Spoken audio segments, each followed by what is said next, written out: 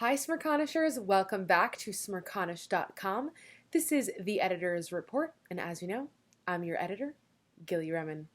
That was the last time I will ever say that, which is kind of sad, but I just want to say thank you to everybody who has been tuning in for the past year, to all the Editor's Reports, all the contributors who have been emailing me and communicating with me and working with me, all the people at SiriusXM, at the Michael Smirconish program, at CNN, at the Smirconish program, and of course, a big thank you to TC and Michael for giving me this opportunity and to letting me run the website. It has truly been a pleasure and an honor to work with you all. So as you know, I'm going to highlight some of our best critical thinking original content available at smirconish.com this week. So let's get right into it.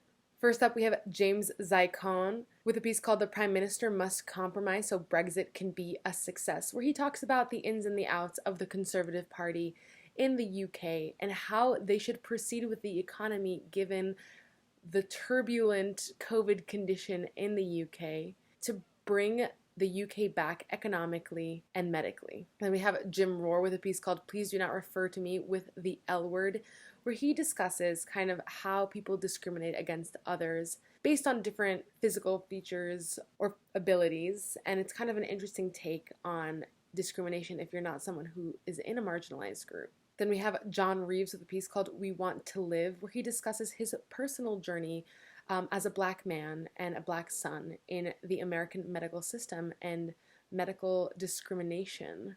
That's a really interesting and poignant topic for what's going on in the world right now. Then we have Richard Beck with a piece called The Marrow of America, where he discusses the demographic partisan divide and how and why Democrats desperately need to reach over to white males in order to win this coming election. Then we have a piece by Lisa Alberico called A New Breed of Conscientious Objectors, where she discusses how the young voters and young people all over the world are coming together to defend the environment and to vote with the environment in mind and organize with the environment in mind to save our planet. And then we have Dan Kunin with a piece called Long Before Trump and Fox, There Was Thomas Jefferson, and the National Gazette, discussing the relationship between politicians and news outlets and how it all goes down in politics just like it did 240 years ago. Then we have a piece by Mark Langer called A Canadian Doctor's Take on the Healthcare Debate, where he discusses the American healthcare system, how it can improve, and what it can learn from the universal healthcare system in Canada. Then we have Doug Speicher with a piece called Could Trump's Ticket Back to the White House Be Coronavirus, where he discusses how the newest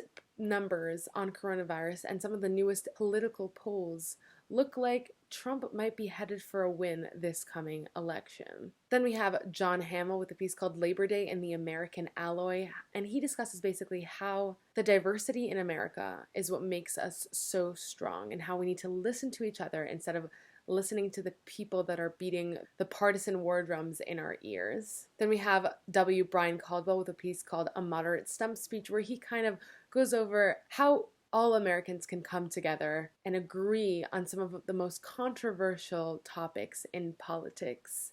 So make sure to check all those good pieces out. And last but not least, I will have a piece up on Saturday as my last reflection piece, kind of just reflecting on the past year being editor and calling for everyone to vote and to do it in a safe way. And most importantly, to humanize each other, to listen to each other, because that's really the most important lesson I've learned as the editor of Smirconish.com is that everyone's opinions are valued, but everyone's lives should be valued as well. So thank you again for giving me this opportunity, for working with me, for watching, for writing. I've enjoyed every minute of it. And as I always encourage people to do, please keep sending your submissions to editor@smirconish.com. The next editor, James, is coming next week. You guys will love him. He's going to be a great editor, and I can't wait to see all the things that he does with smirconish.com.